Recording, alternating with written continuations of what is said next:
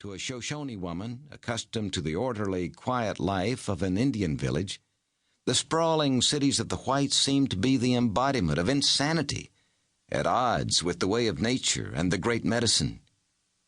"Why would you have taken me there?" she wondered. "Because a woman should have the best medical help available when she gives birth," Nate said, turning to his black stallion. He began checking the cinch. "This is 1829, after all. It's not like we live in the Dark Ages.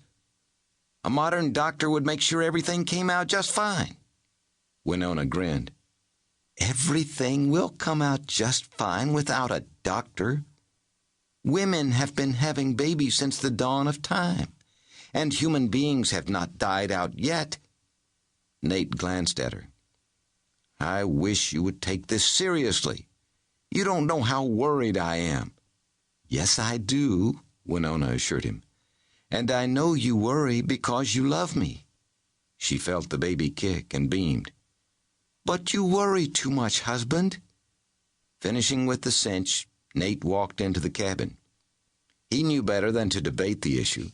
They had been through it again and again with the same result.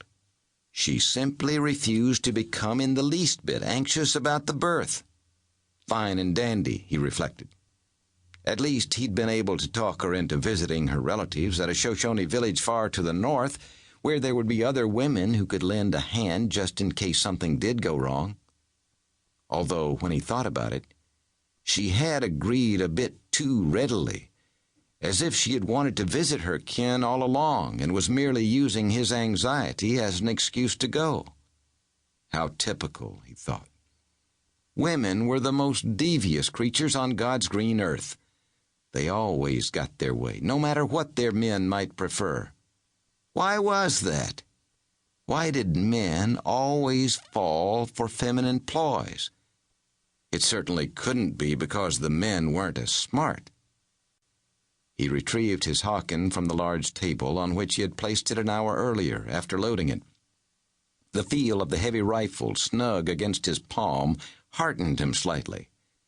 The trip would take 8 or 9 days, perhaps more. They were bound to run into contrary critters and maybe a few hostiles. The Hawken would come in handy. Next to the horses, it was the most indispensable item they were taking. Nate gazed around the interior, making sure they had packed everything he wanted to lug along, then went outside and closed the door behind him. The morning sun hung above the snow-crowned peaks rimming the eastern horizon, and there was a cool nip to the early April air. Winona had already mounted the mare she would ride and held the lead to the pack animal. "I'll take that," Nate said, walking toward her. "I am not helpless," Winona said, giving the lead a tug as she brought her mare around to face due north. "But you're pregnant," Nate objected. "You are an observant man, husband," Winona said, and snickered. Annoyed, Nate mounted his stallion and moved out, passing her. "I don't see why you must be so stubborn. I'm only trying to help." He headed for a gap in the mountains, thinking about the route they must take, remembering where water existed, and planning his stops accordingly. A person could go without food, if need be, for weeks, but anyone who went without water for more than 3 or 4 days stood a good chance of perishing. So, like the Indians, he would camp each night near water and start each morning refreshed and revitalized. "Do all white men act like you do when their women are heavy with child?" Winona inquired.